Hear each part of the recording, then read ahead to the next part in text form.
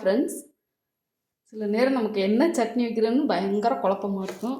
அப்போ இதைத்தான் நான் வைப்பேன். சாயங்காலத்துலேருந்து யோசிச்சு இது ஈஸியாக இருக்கும், டக்குன்னு வச்சிடலாம். பாசிப்பருப்பு சாம்பார். பாசிப்பருப்பு எடுத்துக்கிறேன். இதை கழுவிட்டு பாசிப்பருப்பாக கழுவிட்டு தண்ணி தேவையான அளவு எடுத்து வச்சுக்கிட்டேன். இப்போ சின்ன வெங்காயம் ஒரு 10, 2 பச்சை மிளகா, 2 தக்காளி நறுக்கி வச்சுருக்கேன். அதை அதில் சேர்த்துக்குவேன்.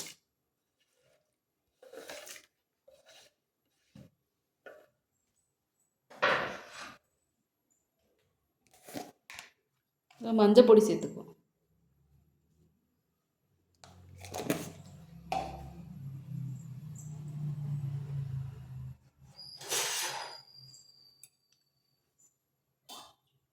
நல்லா கலக்கி விட்டுட்டு ஒரு 5 விசில் வச்சுக்கிறேன்னா, என் குக்கர் 5 விசிலில் வேகும். உங்கள் குக்கர் எத்தனை விசிலில் வேகுமோ வச்சுக்கோங்க. வச்சு எடுத்துக்குவோம். இது ஈஸியாக இருக்கும், டக்குன்னு வச்சிடலாம். 5 விசில் வச்சு எடுத்துக்கிட்டேன். எப்படி வெந்திருக்கு, பருப்பு நல்லா வெந்துருச்சு. இது நல்லா கரண்டி வச்சு இந்த மாதிரி மசிச்சு விட்டுக்கணும்.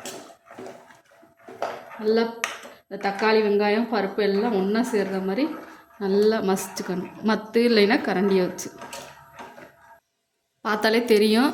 இந்த மாதிரி இருக்கணும், மசிச்சு விட்டுறணும். இப்போ தாளிச்சுக்குவோம். சட்டி சூடாயிடுச்சு. எண்ணெய் ஊற்றிக்கிறேன். எண்ணெய் கொஞ்சமாக சேர்த்தாலே போதும்.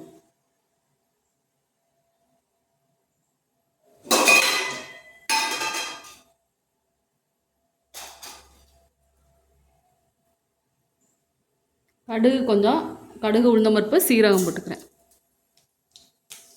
காஞ்ச மிளகா 2 சேர்த்துக்கிறேன். கருவேப்பிலை போட்டுக்கிறேன். பெருங்காயப்பொடி சேர்த்துக்கிறேன். பெருங்காயப்பொடி நல்லா கொஞ்சம் வாசம் வர மாதிரி போட்டுக்கோங்க.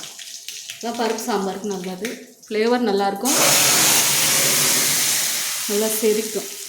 குழந்தைங்களுக்கெல்லாம் கொடுக்கும்போது பெருங்காயப்பொடி போட்டுருந்தாங்க. தண்ணி தேவையான அளவு,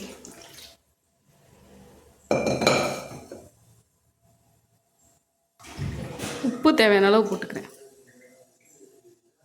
கிண்டி விட்டு லேசாக ஒரு கொதி வரும்போது கொத்தமல்லி இலை தூவி அடுப்பை ஆஃப் பண்ணிடும். இது ரொம்ப நல்லது. சின்ன குழந்தைங்கள்லேருந்து பெரியவங்க வரைக்கும் நல்லா சாப்பிட்லாம். பாசிப்பருப்பு நல்லா சத்தானது. டேஸ்ட்டும் சூப்பராக இருக்கும் இட்லி தோசைக்கு. சாம்பார் கொதிச்சு வருது. இப்போ கொத்தமல்லி இலை தூவிட்டு அடுப்பை ஆஃப் பண்ணிடுவோம். சூப்பரான பாசிப்பருப்பு சாம்பார் ரெடி ஆயிடுச்சு. இதே மாதிரி நீங்கள் செஞ்சு பாருங்கள்.